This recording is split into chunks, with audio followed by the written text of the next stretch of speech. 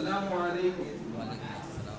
حیرت ہے تعلیم و ترقی میں ہے پیچھے، اس قوم کا آغاز ہی اقرا سے ہوا تھا.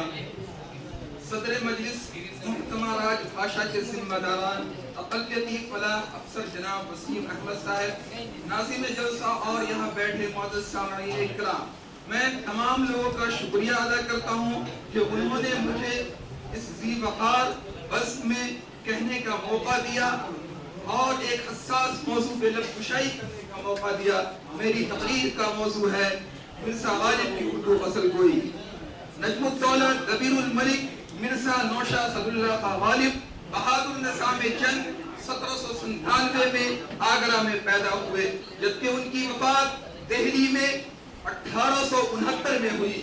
یہ ایک مسلمہ امر ہے کہ 19ویں صدی میں اردو شاعری بلکہ اردو ادب کے اندر مرزا غالب کا نام ایک نمایاں ہے. انہوں نے جو شاعری کی ہے وہ ایک سمندر کے مانند ہے. اس قلیل سے وقت میں ان پہ تفصیلی گفتگو کرنا مناسب نہ ہوگا، بلکہ ان کے چند نکات کو آپ کے سامنے بیان کر دیتا ہوں. غالب ہمارے دور کا دل عزیز شاعر ہے.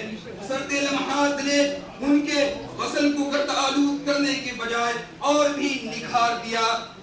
غالب کی غزل کے اندر بیک وقت دل و دماغ دونوں کو آسودہ کرنے کی صلاحیت ہے. غالب ماضی حال مستقبل ہر زمانے کی دھڑکنیں ہے.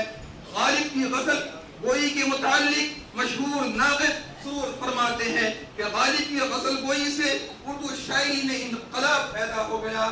غالب کی غزل گوئی سے پہلے اردو شاعری دل والوں کی شاعری تھی، لیکن غالب نے اسے ذہن عطا کیا. غالب کی غزل گوئی کی سب سے بڑی خصوصیت ان کا انداز بیاں تھا، جس پر ان کی شاعرانہ عظمت کا قصر تعمیر ہوا، جس کی طرف انہوں نے خود بھی اشارہ کیا. اور بھی بہت سے سخنور کہتے ہیں کہ غالب کا انداز بیاں ہی اور تھا. اور ان کی شعر سے آپ اندازہ لگا سکتے ہیں کہ ہر ایک بات میں کہتے ہو تو کہ تو کیا ہے، ہر ایک بات میں کہتے ہو زبردست تو کیا ہے، تم ہی کہو یہ انداز گفتگو. واہ واہ واہ.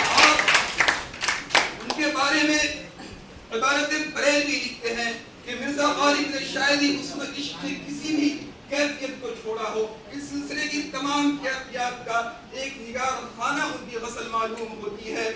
اور ان کے ہمنشی اور ان کی شاعری کے نواز مولانا حاجی فرماتے ہیں چونکہ غالب بہت ذہین و فطیح اور بجلا سنج تھے، اس لیے قدرتی طور پر ان کی غزل کے اندر یہ تمام خوبیاں جمع ہو گئی. ان کا بھی اندازہ آپ اس شعر سے لگا سکتے ہیں کہ ہزاروں خواہشیں ایسی کہ ہر خواہش پہ دم نکلے، ہزاروں خواہشیں ایسی کہ ہر خواہش پہ دم نکلے. بہت نکلے میرے ارمان لیکن پھر بھی کم نکلے. واہ واہ واہ. اس قدر و منزلت کے مستحق تھے. انہیں اپنی زندگی میں میسر تو نہ ہوا، لیکن انہیں یقین کامل تھا کہ ایک زمانہ آئے گا کہ ان کے کلام کی قدر کی جائے گی.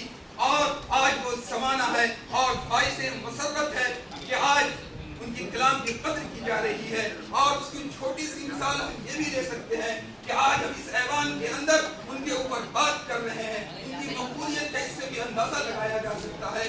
اور ان کی غزل گوئی کی مقبولیت کا اندازہ اس بات سے بھی لگایا جا سکتا ہے کہ ان کے بہت سارے اشعار ضرب المثل یعنی زبان زد خاص و عام ہو گئے. اور وہ کہتے ہیں کہ آپ کو چاہیے ایک عمر اثر ہونے تک، واہ واہ، چاہیے ایک عمر اثر ہونے تک. کیا بات ہے. کون جیتا ہے تیرے زلف کے سر ہونے تک. کیا بات ہے. کے بارے میں کہا جاتا ہے کہ مغلیہ سلطنت نے ہندوستان کو 3 چیزیں عطا کی. ایک اردو عطا کیا، ایک غالب عطا کیا اور ایک تاج محل عطا کیا. اور مرزا غالب کے بارے میں کہا جاتا ہے کہ مرزا غالب نے شعر و ادب کو مقام عروج پر پہنچایا. انہوں نے معراج کمال تک شعر و ادب کو پہنچایا. تمام نقادان فن چند کو چھوڑ کر ان کی شاعرانہ عظمت کی سب تعریف کرتے ہیں. ان تمام باتوں پہ اپنی بات کو ختم کرتا ہوں. واہ زبردست.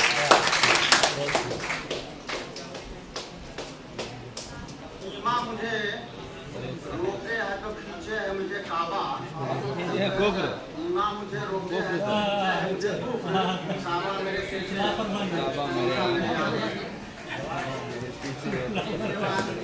محمد فیضان مدرسہ رحمانیہ जामिया अफजला सुपौल मोहम्मद फैजान मोहम्मद शफी आलम زبردست زبردست ماشاء اللہ دیکھو صرف مدرسہ